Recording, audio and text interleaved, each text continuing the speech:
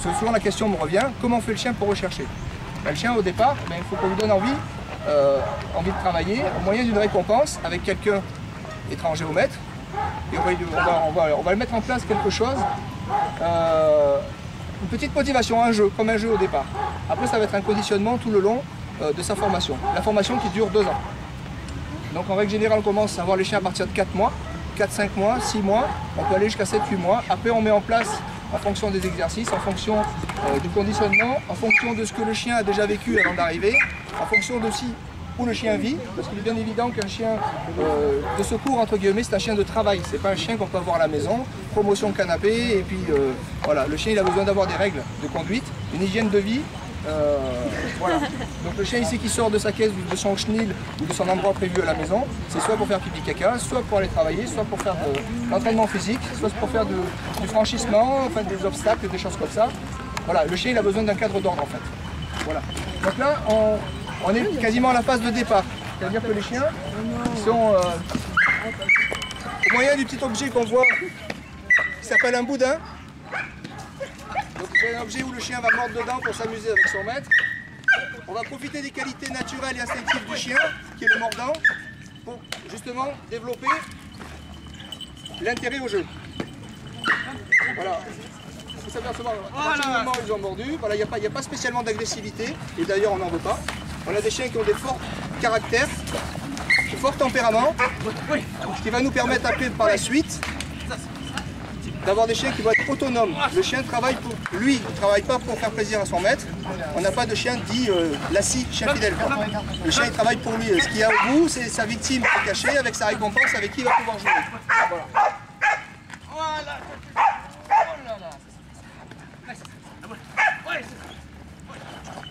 C'est bien les filles.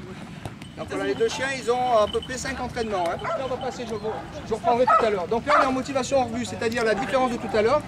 Le chien va partir sa victime, mais ne va pas où elle va se cacher.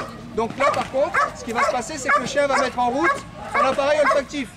C'est là que ça va être intéressant pour nous, de voir les capacités naturelles du chien à remonter une odeur, à la détecter, la localiser, de façon à monter sur le point le plus concentré.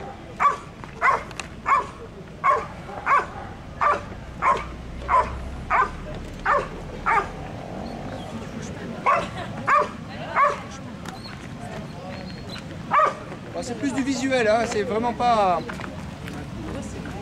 Je pense qu'il faut déchiqueter. C'est bon, vas-y, envoie. Dis plus rien. Donc le chien n'a pas vu où est-ce qu'il s'est caché. Et là vous allez voir l'attitude du chien qui va changer à partir du moment où il va détecter l'odeur. Une fois qu'il aura détecté, on lui aura appris qu'il faut qu'il remonte jusqu'à la source, au point le plus concentré. Vous avez vu le changement d'attitude là? Donc il y a une analyse. Aïe aïe aïe. Voilà. La finalité, toujours, le chien reste et il aboie jusqu'à temps que le maître arrive. On peut l'applaudir, hein? C'est bon.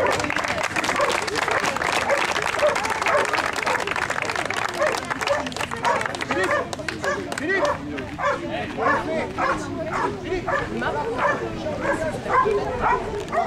touché les matériaux, il a mangé les matériaux, mais ça peut être de la ferraille, ça peut être du bois, il peut se faire mal. Et du coup, mettre le chien disponible. Donc on y apprend vraiment qu'il faut rien.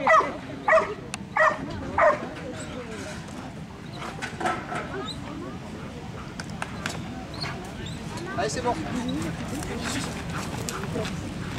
Reste là, Philippe, reste là. Oui, donc celui-là, je vais avoir là. Hop, chacun l'attitude.